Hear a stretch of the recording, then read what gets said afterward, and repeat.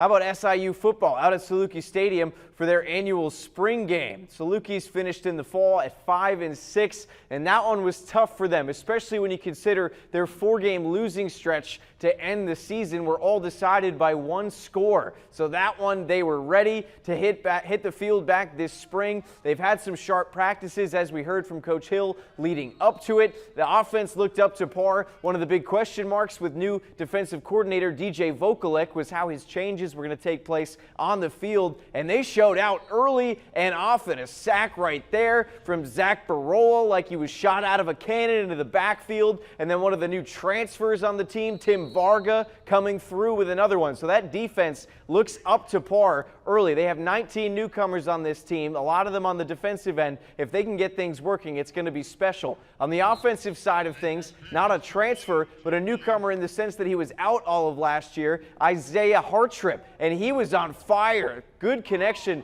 with Nick Baker. We shot a couple times, almost scored a touchdown right there. Justin Strong did, another big contributor. He was a redshirt last year. So Salukis got some things going on offense. Jay Jones caps it all off with the touchdown. But how about we get you to Hartrip, talking about how hard it was last year having to sit out for the entire season.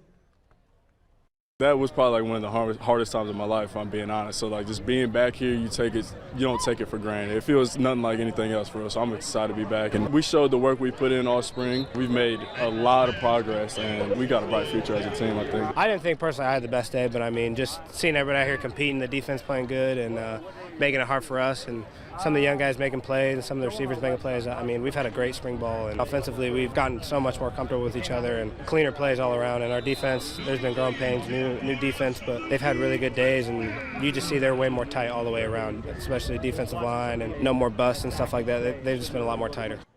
Well, Nick Baker's optimistic about this group. So is Nick Hill. He told us it might be the best group of transfers he's had since he took over the program. 19 newcomers, as I mentioned, and if that kind of talent can continue to grow, get better, and gel, as Nick Baker was kind of alluding to, this is going to be a really special group for the Dogs in the fall. They have one more practice, ironically enough, spring game, not actually the end of their season, probably the way that Nick Hill wanted to set it up. They have one more coming this coming week. They get to look over the film tomorrow. They have an off day, but once they get back at it, they'll fine-tune some things before they're off for the summer. But make sure you look out for the Salukis come fall time.